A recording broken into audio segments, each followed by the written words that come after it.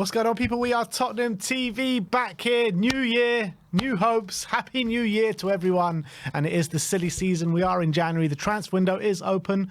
Currently the 2nd of January. Signed anyone yet? No, yeah, still looking. Still waiting? Searching, still waiting? Yeah, it's coming. Got your Min Hyuk. Yeah, got one through the door. Exactly. So we have signed someone. We're getting Richarlison back soon, hopefully. Getting Exactly. some players Yeah, back. Like a new signing, he'll be. Yeah. Like yeah. a new signing. Classic. But no, we're here. We've got quite a lot of rumours to get through. The silly season is among us. So let's get straight into it. Before we get into specifics, Fabrizio Romano gave us a bit of an update, and he says that Spurs have already told the manager that they will do something this January. So he expects a busy January for Spurs, and he thinks that it could be 2 or maybe even 3 signings through the door. However, that famous line, it does depend on opportunities. Of course it does. We're going to extend Werner's We can't loan. just ever just target someone. It has to always be an opportunity. We're going to extend Werner's loan for another year. That's what we're going to do. Great That's what opportunity. we're doing something. Do Great something, just opportunity. anything. I like, don't say what we're going to do. Just we're going to do something. I don't know what. Just something. Something we're going to do. I swear, at the beginning of every transfer window, Romano says Spurs are going to be busy this window. Yeah, of course. He's trying to get excited. He wants us hanging on his every tweet. That's why, and we are. We absolutely. And we'll will be here for You've it, done your people. We'll job, be here Fabrizio. for it. You've done your job, Fabrizio. All right, well, let's get into some transfer rumours, starting off with Patrick Dorgu. Tutto Sport says that Tottenham are keen on signing left-back Patrick Dorgu. Lecce want more than the 15 million euros they requested in the summer to sell and are demanding he is loaned back until the end of the season to sanction his sale. Well, I mean, he's not going to help us now, is it? No, if it's we do not. that. So we need him now. If we're going to get him now, look, I'm open to signing players now in the view of getting them back, of loading them back. We've done quite well with those. We know Saar, Doggy, but the reality is, I don't want us to come at the end of the window like we've got Dorgu, but he's only coming next year, and we don't have anyone now. So with the Doggy's injury, we're in dire straits at the moment. So I want him in. Yeah, and look, they said this report says they requested 15 million euros for him in the summer, and we were Too much for us. Yeah, like we were heavily linked with him. Why would we not like push the button on a 15 million transfer? Maybe we're not convinced by him.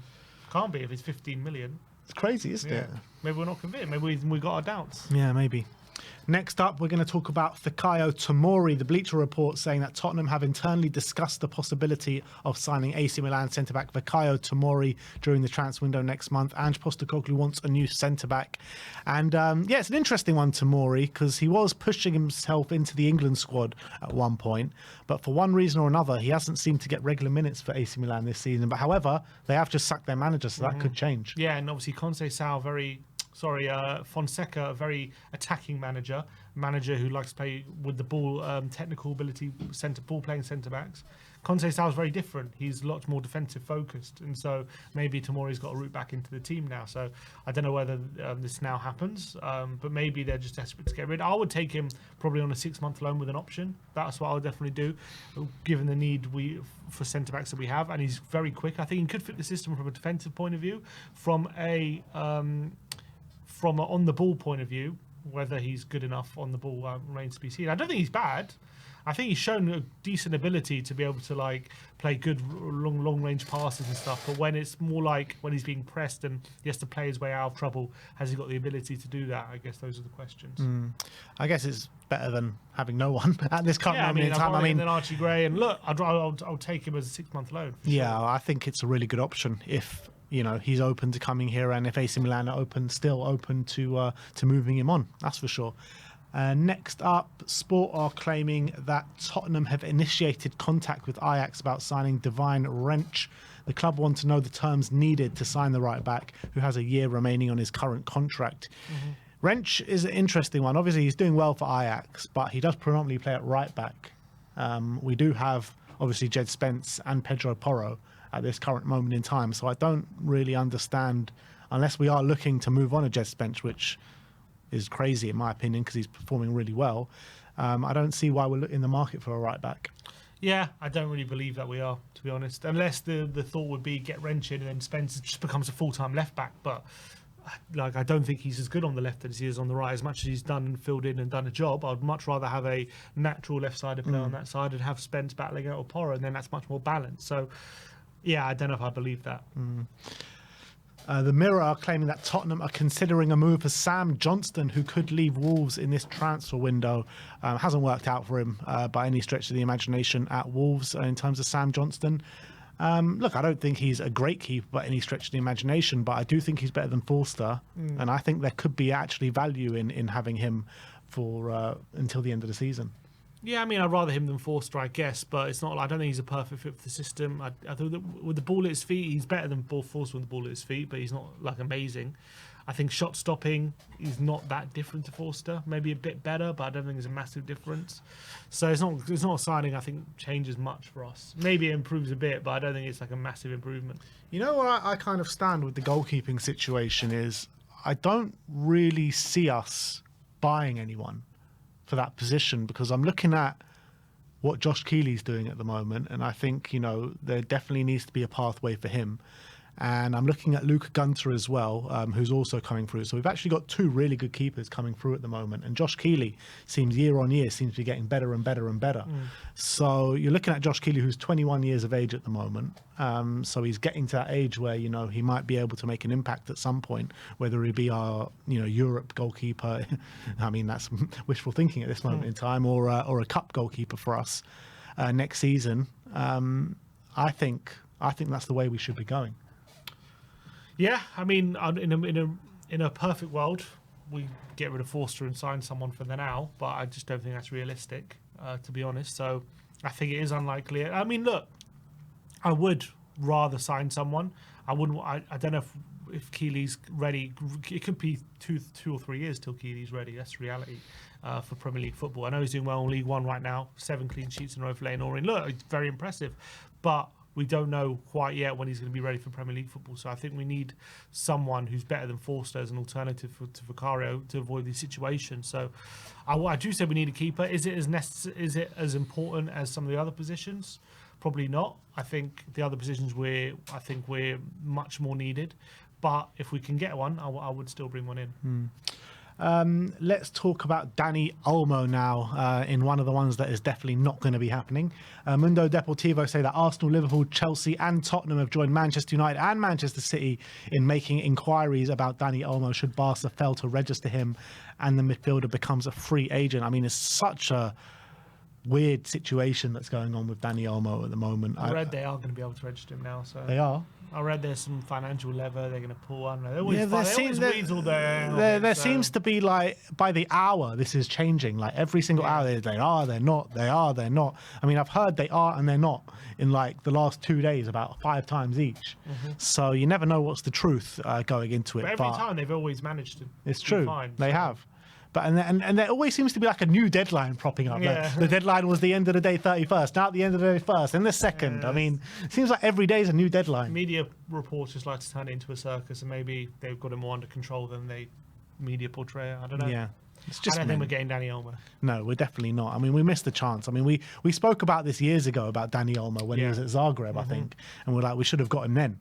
And look, obviously he went to RB Leipzig and now he's at Barcelona. So unfortunately, the Dani Olmo ship has long but sailed away. Richarlison we're going to speak about next. Reports in Brazil from GE Globo say that Tottenham held talks with Fluminense regarding Richarlison's potential move, but Spurs are adamant they would not sell the striker this month, and Ange Postecoglou is counting on him until the end of the season. And Sky Sports also say that Richarlison has been linked to a move back home to Brazil. However, he has no desire to leave Tottenham in January. I mean, they say that Ange Postecoglou is relying on him. I mean, need to get him fit first to rely on him, which is the biggest question mark since joining us. Proving harder than easier said than done, I should say. Yeah. Getting him fit. If I'm Richarlison, it probably makes sense for him. Since he's come to Spurs, since we bought him for 60 million, these injuries have held him back pretty much the whole time.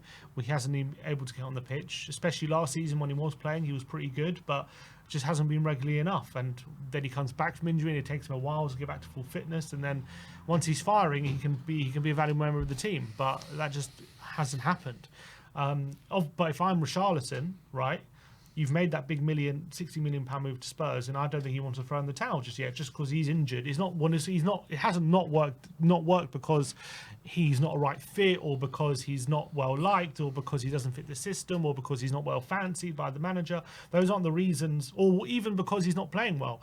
That's not why it's not worked. It's not worked because he can't get on the pitch and he's been injured and he can't stay fit. That's why it hasn't worked. So from his point of view, he's obviously he isn't a Tottenham fan frustrated by his injury problems. He's a player just trying to get fit, right? He's also frustrated by his injury problems. Yes, he's frustrated by his own injury problems, but he's not sitting there believing I'm never going to be fit again. I'm just going to throw in the towel and go to Brazil. He's thinking I'm going to be fit, and once I'm fit, I'm going to show what I'm worth, and I'm going to make this move a success. And I made that £60 million move and that step up because I believe that's where I belong. I don't belong in Brazil. I don't belong in Saudi. I belong in the top league because I'm a big player and I should be starting for Brazil. That's the self-belief I'm sure he has in himself, right? So he's not just going to, just because himself is injured, going to go, yeah, I'm injured, so because Spurs fans are frustrated, I'm going to go off to Brazil and let them bring in a striker. That's not probably his mentality. He's thinking, I'm going to get fit, and when I'm fit, I'm going to show my worth. And I don't blame him for that. But from Tottenham's point of view, you could argue, should they be ruthless? Should they say, you're not staying fit, so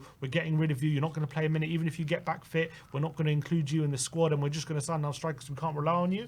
Are they going to do that? I don't think they're going to do that to a £60 million investment. So unfortunately, we're just in this situation where we have a £60 million striker who can't stay fit, and I think we're going to basically try and get him fit. I don't think we're going to sell him, and I don't think we're going to sign a replacement while he's here. So I think how long has he got left in his contract? I don't know, 2.5 years maybe. 2.5 years. Yeah, I just want to check that because how long ago did we sign him now? 2022. 2022. So he must have signed a 5-year contract. So yeah, you're probably right. But in my opinion, I do think that probably not in January, but in the summer, we need to really be trying to kind of guide him out the door because it's just not working. It's just madness, the injuries that he keeps getting time and time again. He had that one stretch, didn't he, last season when he played like about 11 games in a row and he was on a good goal-scoring run. But apart from that, he's never consistently stayed fit in a Spurs shirt. And, he's come in for 60 million. Mm-hmm. And even in that time, we've signed another striker for 60 million that can stay fit and he's above him in the pecking order. Mm-hmm. So I think we need to move him on as quickly as we can. Yeah, we're just not going to, I don't think. Yeah. I just don't think... You've got a £60 million striker there, and because he can't stay fit, we're not going to recoup anything like the money that we would want for him, or he's probably worth, given how good a player he can be. And we're not going to take, we're not going to loan him. Yeah, but his value is just going down and down. Yeah, so we're relying on him getting back fit, and that's reality. I just think that's where we're at.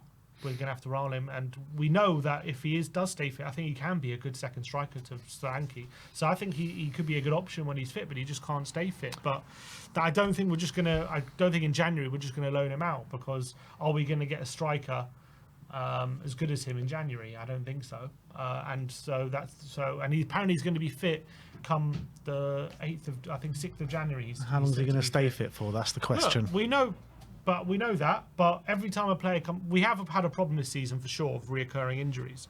But I doubt the medical staff are always getting ready for the player to be injured again. They're hoping when they come back fit, they stay fit. Now, it hasn't happened for one reason or another, but the medical staff can't believe that it's going to continue to happen, can they? Because it doesn't matter what they believe or what they don't believe. The reality is every time Richarlison gets fit, within a few weeks he seems to get injured. Yeah, I know that. I understand that situation, but you can't. If the medical team are they're saying this guy's now fit again, they're not going to expect him to be injured again. They're going to expect him to be fit, and that they're not going to then sell him once he's fit, or loan him out, because he's now an option and he can be a good option for us. So I expect him to be here till the end of the season for sure. Yeah, I agree with that, but it was clearly evident that we were trying to sell him last summer. And I think it'll be clearly evident again that we're trying to sell him again this summer. Yeah, I'm sure. But if I'm Richarlison, I don't blame him for believing it can still work from himself. Next up, Dario AS are reporting that Girona are seriously considering triggering the purchase option worth €15 million for Bryan Gil, who is currently on loan from Tottenham. Girona has Gil in very good consideration. I mean, he's doing very well for them this season. We always knew, you go back to Spain, he's gonna do well, isn't he? Because he's like in the Spanish league with that physicality that he has. I mean, the physicality he doesn't have for the Premier League, it works in Spain. Yeah, he's done well, and he's had a good season. I don't think he's fit for us. Ange never really trusted him. So we'll take the money, and if they're willing to pay it, then good for us. And last but not least, Dario AS are also reporting that Espanyol are considering cutting Alejo Veliz's loan short. He's one that it really hasn't worked out for. It looked like at the start of the loan, it was going well. He was given the number 9 shirt. He scored, and we saw the emotion come out of him after he scored in that interview, crying. And ever since then, he's just found it hard to get minutes. He's got minutes in the cups against like some Spanish farmers and got a hat-trick in that game. But, I mean, it's just not gone well for him over there. And I'm quite surprised about it because, like, when he was at Spurs last year, I actually thought he had something about him. He's physical. He presses well. I thought he had a bit of quality about him. But for one reason or another, no one really seems to fancy him. Yeah, I feel bad for him. I don't know where he goes from here if this loan deal doesn't work out. Maybe he just comes and he's an option for us. I don't know. But we obviously have Lancashire here. Maybe we loan out Lancashire and just keep Veliz around because these loan deals, had 2 now. They haven't worked out. Obviously, he had that injury before he got loaned out last time to Sevilla, and I don't know if that derailed him, but they didn't fancy him as well. But if this loan deal doesn't work out and he's back at Tottenham, like I just don't know where he goes. I don't see him being part of the first team squad until he has a loan deal that works, and we can see what kind of stage he's at. At the moment, his development's really stagnating, and I really feel for him. But does Tottenham even consider selling him permanently potentially at this point? Because at the moment the future of Tottenham with Lancashire here, Scarlett's out on loan, and he's been scoring, a few. Are they ahead of Veliz? Probably at the moment. So I don't know what, and he's also got 2 first-team strikers in Solanke and Richarlison also there. So I don't see where Veliz's future at Tottenham fits in unless he has a loan that's smashing it.